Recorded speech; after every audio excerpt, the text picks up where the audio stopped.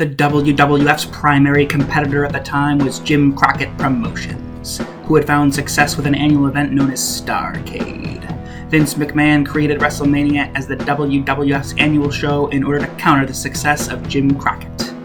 On March 31st, 1985 at Madison Square Garden in New York City, New York, with 19,121 in attendance, the World Wrestling Federation presented Wrestlemania, the greatest wrestling event of all time, retroactively known as Wrestlemania 1. Between commentators Jesse the Body Ventura and Gorilla Monsoon calling the action, and plenty of mainstream stars from outside the world of wrestling making an appearance in some shape or form, including Cyndi Lauper, Muhammad Ali, Liberace, the Rockettes, and of course the debut of Mr. T.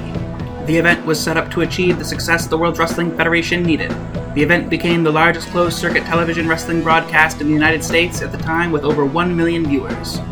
Interviewer Mean Gene Okerlund performed the national anthem, and ring announcer Howard Finkel kicked things off. Lord Alfred Hayes set up camp in the entranceway. In the opening bout and rather uneventful match, a masked performer called the Executioner was defeated handily by Tito Santana via submission in 4 minutes and 49 seconds. King Kong Bundy, with manager Jimmy Hart, who managed multiple wrestlers on the card, squashed Special Delivery Jones in 25 seconds, although the official time was listed at 9 seconds. Ricky the Dragon Steamboat, one of wrestling's greatest performers, defeated Matt Borne rather quickly, as well, via pinfall in 4 minutes 39 seconds after flying off the top ropes. Brutus Beefcake versus David Sammartino was one of the most competitive matches on the card. Sammartino was accompanied to the ring by his legendary father Bruno. David was a fantastic technical performer, while Beefcake was coined as the newest protege of his manager and former wrestler Luscious, Johnny Valiant. The match ended in a double disqualification at 11 minutes and 43 seconds after Bruno and Valiant entered the ring and incited a 2-on-2 brawl. The Intercontinental Championship match was next. Champion Greg Valentine accompanied to the ring by manager Jimmy Hart. The Junkyard Dog's music hit, and the fans came alive. Not every performer at the time had entrance music. In fact, the majority of the stars did not. The Junkyard Dog won by countout, which allowed Greg Valentine to actually retain the IC title in a match that lasted just 6 minutes and 55 seconds. The entrance of American fan favorites, tag team champions, the US Express, provided an exciting moment. However, the Iron Sheik and Nikolai Volkoff defeated the US Express in 6 minutes and 55 seconds to become the tag team champions, in a match that had pitted foreigners against the home country American heroes. Big John Studd with Bobby Heenan versed Andre the Giant in a body slam match. Studd's $15,000 cash against Andre the Giant's career. At 5 minutes and 53 seconds, Andre the Giant slammed Studd to win the match. He accepted the bag of cash and began to throw the money into the crowd.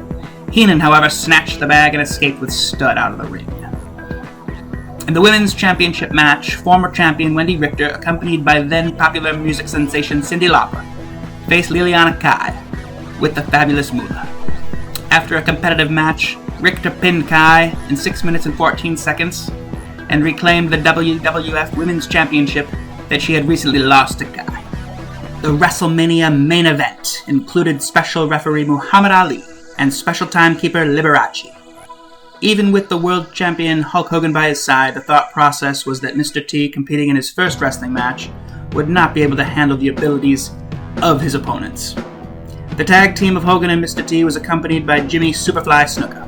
Their opponents, Mr. Wonderful Paul Orndorff and the Hot Rod, Rowdy Roddy Piper, who were accompanied to the ring by Cowboy Bob Orton. In by far the most exciting match of the evening, Mr. T performed admirably by Hulk Hogan's side, as the megastar Hogan demonstrated why he was the biggest name in the business. Bob Orton interfered in the bout by jumping off the ropes, aiming for Hogan, but accidentally hit Orndorff with his casted arm. This allowed Hogan to gain the pinfall victory for his team. In a post-match interview with Mean Gene Okerlund, Hulk Hogan exclaimed that he, Jimmy Superfly Snuka, and Mr. T would be around for a long time.